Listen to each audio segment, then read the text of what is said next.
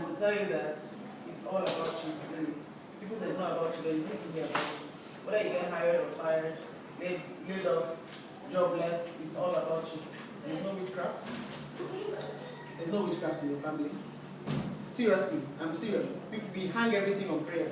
There are things that God has given you a skill in your hand to take to town, and it's your responsibility to deliver on your own mandate. Your mandate is get a good education. Once it has been paid for, if you did not pass exam, it's your business. You did not read enough, period. There's nobody going to shame you. Yeah? And then if you fail the exam, and they give you a chance to take it again, and you fail it again, whose fault?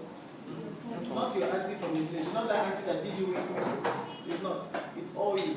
So once you, the first step in essence what I'm saying is that you have to take responsibility for your life, and nobody can love you more than you. So as you go out to look for employment, there's no sense of entitlement. You're not entitled to anything. Nobody owes you anything. The only entitlement you have is the air that is surrounding your nose, the one that you breathe in. Now, if anyone tries to stop that air, you are allowed to react and do things. But in terms of employment, the kind of computer you're given, where you sit, there's no entitlement. You go into a workplace and take on what the work offers and run with it. You can only control the air that you breathe, and that's the one thing that is yours. And at some point, even Mr. Death comes around and tells you, no, it's not your right, I take it. And then maybe prayer will work, I don't know. But am I speaking in parables? No. You understand that your life is your responsibility. Attitude is everything. I can bring a glass of water here, and some people in this room will tell me that that glass is half empty. And then some people also in this room will tell me that it's half full. So it depends on how you look at it. If you're a half full person, you're going to go far. If you're a half empty person, you have a problem. Because that means you're seeing things from negative lenses. You need to see possibilities. And don't be the one that gives you a naysayer. Have you submitted that letter? Actually, ma'am, that is the wrong answer to that question. It's a yes or no question. Did you submit that letter? Is a yes or no answer that is required? Yes, ma'am. If you know yes is the required answer, the day before, break a leg. I don't care. You'll be like, walk on your head. Make sure that letter is submitted. So when you ask the next day, did you submit that letter? You get the affirmative, the answer in the affirmative. Yes, I did. And when you give that kind of answer, the small box gets ticked. It's invisible, but you keep ticking boxes. People that employ people, I'm constantly ticking boxes. Big X, big X. One day it's going to come to a head, someone gets fired. Or suddenly you were told you'll be earning 40,000. Then your salary gets dropped to 20. Because you haven't earned it. It's not a salary, it's an earning, you have to earn it. But people don't understand that you're given a salary offer. It doesn't mean that it's guaranteed you will get it. If you fool around the whole month, at the end of the month, I'm going to give you what you've earned. You've earned your transport money. If you showed up for the 20, how many days in a month? So you earn your transport money. Otherwise, you don't get the extra, which is supposed to be the salary. You have to earn a portion of it. Do you understand what I just said? You go for a job interview, they ask you, so how much would you like to be paid?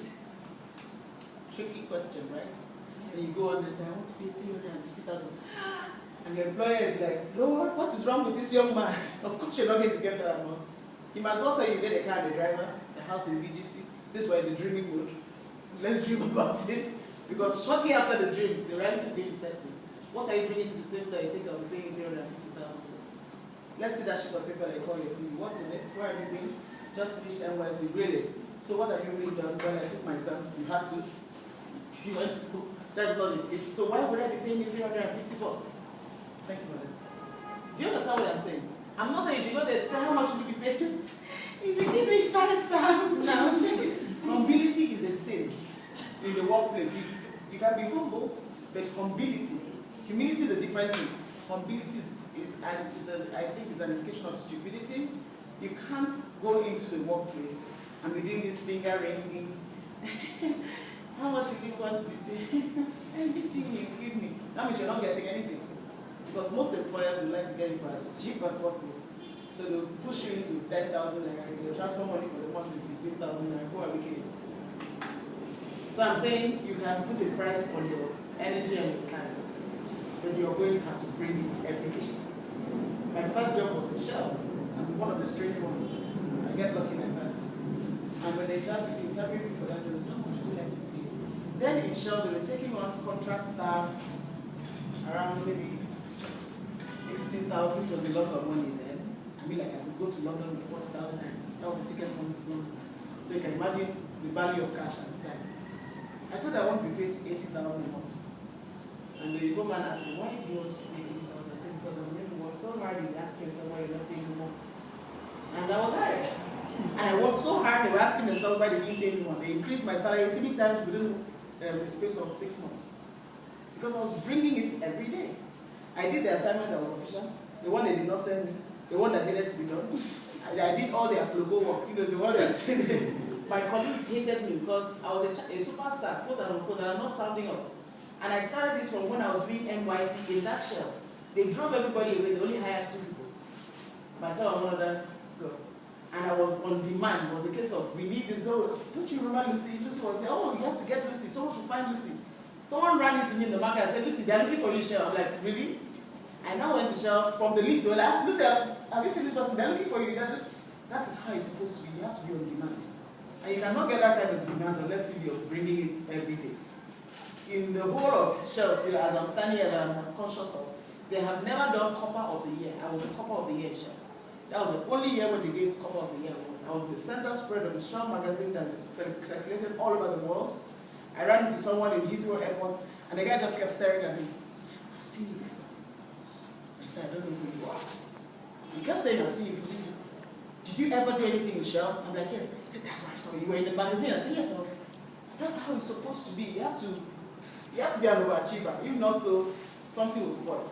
NYS gave me an award. Proactive, energetic, fantastic, phenomenal couple.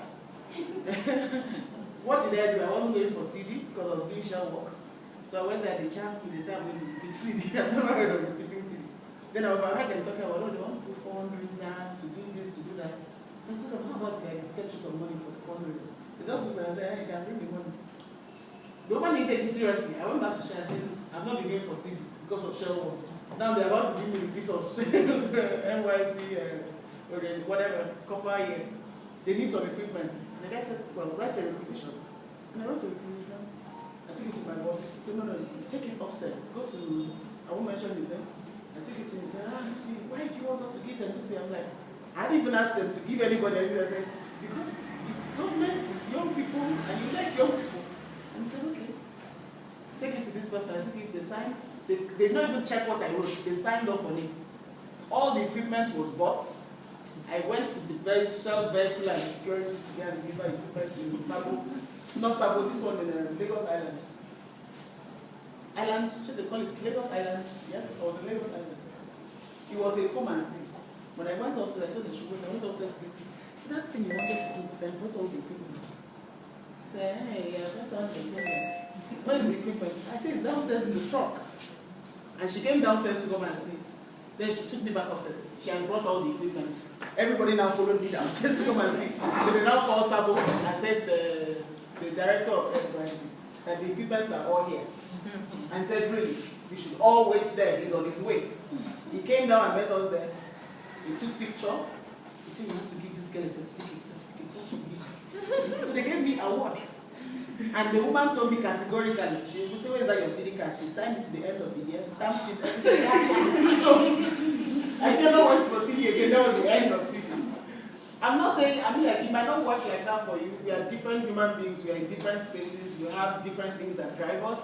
But in your own way, you can make a mark. Make sure you don't just pass through. Make sure you're remembered for something. So anytime I enter, if that woman is ever found in that place when I go back there, she will remember it. But I'm like, Obot. Obot. Yes, how are you? Because it was, everybody was talking about Obot. They put me on all the committees, honorary member. I didn't attend any meeting. So you see, life is good. But I didn't do this being quiet and just going about I had to go beyond the perceived impossible. Things that were beyond me. How did I get into Shell space? They were looking for someone to do a survey in the company about how do staff feel about the company, how is the company, maybe the services that they render. We had aircrafts, Shell has airplanes, has hotels, guest houses. So they wanted to know, have you ever used any of these services? How do you feel about these services? Do you think it's worth it? Should we keep it? Should we scrap it? And nobody wanted to do the survey, so I volunteered. I said, I'll do the survey. If you guys tell me to do it, I'll do it. And they said, well, Lucy, if you want to do it, it's all yours. So I sat down and wrote questioning, got my boss to approve it. And it wasn't like plug and play. I did the first one. He said, no, you have to get this, and I then put it back, took it to him. He says, no, I think we're good to go. We got to distribute it. I put it by email, and I had to go and see every general manager in the company because of that study.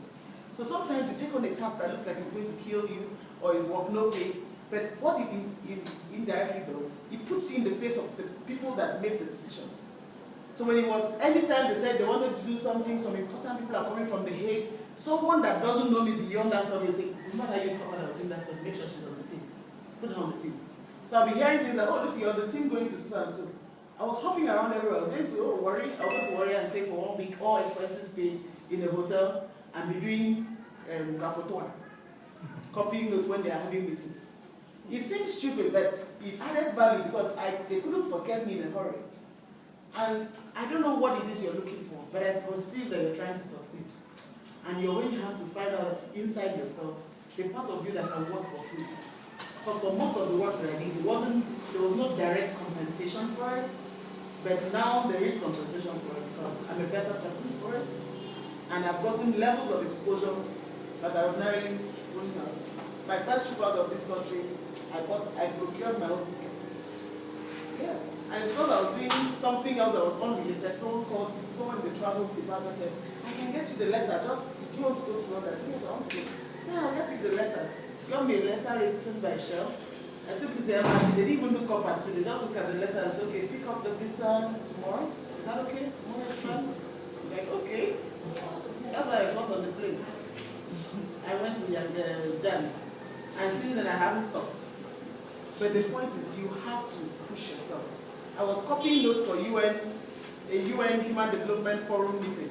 I was copying notes somewhere after a bed doing a retreat. And they seconded me to go and copy notes. I was writing rapporteur. She sounds stupid. He said, what are you doing there for them? Ha! And the one copying notes. It doesn't sound very bright. But in that meeting, I was sitting right in front of the UN President representative. And I was supposed to go to America for something that gave me an interview 4 weeks after the activity. So I just mentioned to him that I was supposed to go for something, and they gave me 4 weeks after that. He said, why in heaven's name would they do that? Come to my office, as soon as we get back into Lagos, come into my office.